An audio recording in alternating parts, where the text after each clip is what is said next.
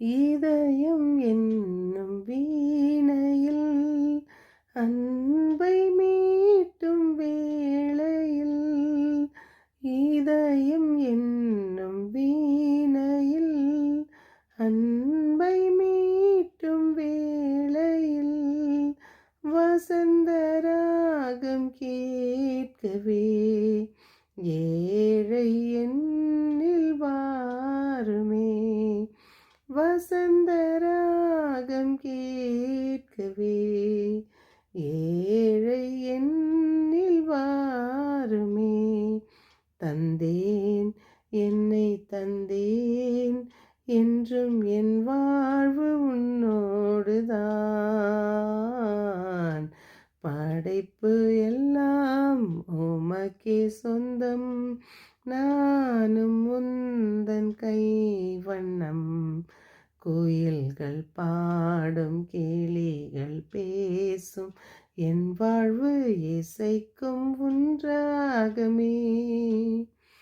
என் இனிய உறவுகளே, நாம் இன்று 17/1/25 இருக்கின்றோம். நாம் தூய ஆவியானவர் நம்மை என்றும் அரவணைப்போடு அன்னை மரியின் அன்பிலும் நாம் தொடரும் சங்கீத தொடர்ச்சி 68, 31, 32, 33. இன்றைய முதல் வாசகம் எபிரேயர் 4:1-5-11. இன்றைய தூய நற்செய்தி வாசகம் 2:1-12. முடக்குவாதத்தை பார்க்கலாம். இந்நிலையில் நாம் மூழ்கிவிடும்போது நாம் கடவுளிடமிருந்தும் பிறரிடமிருந்தும் பிரிந்து பிறருக்கு நன்மை செய்ய நமது மனம் இடம் கொடுக்காமல் தடுத்து விடுகிறது. இந்நிலையிலிருந்து நாம் விடுதலை பெற உள்ளத்திலும் உடலிலும் ஆன்மாவிலும் கடவுளிடம் நாம் நம்மையே கையளிக்கும் போது நம்மிடம் உள்ள அனைத்து முடக்குவாதத்திலிருந்தும் கடவுள் விடுவிப்பார். ஒவ்வொரு சூழலிலும் மனித நேயத்திற்கு மேலாக தங்கள் சுயநலத்தை பாரம்பரியத்தையும் உயர்த்தும் பரிசேயர்கள் மனித நேயத்திற்கு மேலாக திரு அவை சட்டம் கூறுவது போல ஆன்ம மீட்பு மட்டுமே உயர்ந்ததாக இருக்க வேண்டும். இதுபோல இயேசு அழைக்கவில்லை. நம்மீது நம்பிக்கை வைக்கும் தாழ்மை உள்ளம் கொண்டவர்களுடன் இறைவன் எப்பொழுதும் இருக்கிறார். ஓடையில் எடுக்கப்பட்ட 5 கூழாங்கற்களானது கவசம், ஈட்டி மற்றும் வாள் போன்ற உபகரணங்களை விட சக்தி வாய்ந்தவையே. எனவே தாவீதை போல் நாமும் நம்பிக்கையுடன் நமது நம்பிக்கை பயணத்தை தொடர்வோம். ஒரு கணவன் மனைவி வாழ்ந்து வராங்க. அவர்களிடம் திருமணமாகி ஒரு 2 ஆண்டுகள். ஒரு நாள் குருவை சந்திக்க வருகிறார்கள்.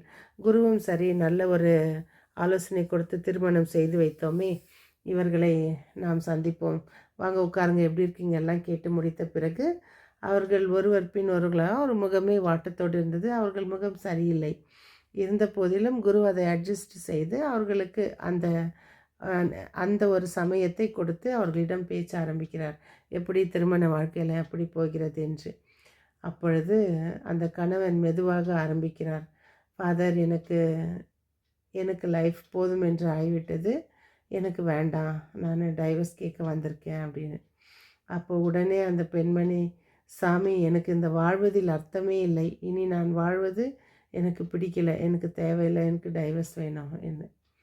அப்போது குரு கொஞ்ச நேரம் அமைதியாக இருந்து யோசித்து விட்டு, இப்போது உங்களுக்கு வயது என்னன்னும் போது இருவரும் ஒரு 28, 26 அதுபோல் வயதுள்ள, உங்களுக்கு திருமணமாகி 2 ஆண்டுகள் ஆகிறது. சரி, காரணம் என்ன? காரணம் தெரியாது சாமி. இல்லை, காரணம் சொல்லனா உங்களுக்கு திருச்சபையிலேருந்து டைவர்ஸ் கிடைக்காது, காரணம் வேணும். இல்லை சாமி, காரணம் எனக்கு சொல்ல முடியாதுன்னு அந்த பெண்மணி சொல்ல அந்த கணவன் அமைதியாக அமர்ந்து கொண்டிருக்கிறான். அப்போது கொஞ்ச நேரம் விட்டு அந்த குருவின் பதில், சரி, நீங்கள் போய் 2 வருஷம் ஒரே ரூமில் இருங்க, ஒரே வீட்டில், மீன்ஸ் ஒரே ரூமில் இந்த சென்ஸ் ஒரு வீட்டில் வாழுங்க, வாழ்ந்துட்டு வந்து பிறகு என்னிடம் கேளுங்க, அப்போ உங்களுக்கு நான் கண்டிப்பாக நிச்சயமாக நீங்கள் கேட்பதை வாங்கி தருகிறேன் என்று அனுப்பிவிடுகிறார். 2 வருடம் கழிந்த பிறகு தினம் சந்திக்கும் அந்த வாய்ப்பை இழக்கிறார்கள். குருவும் அவர்களை பார்ப்பதில்லை. 2 வருடம் கழிந்து ஒரு நாள் அறை ஓப்பன் செய்து பார்க்கும்பொழுது இருவரும் இரு குழந்தைகளோடு நின்று கொண்டிருக்கிறார்கள்.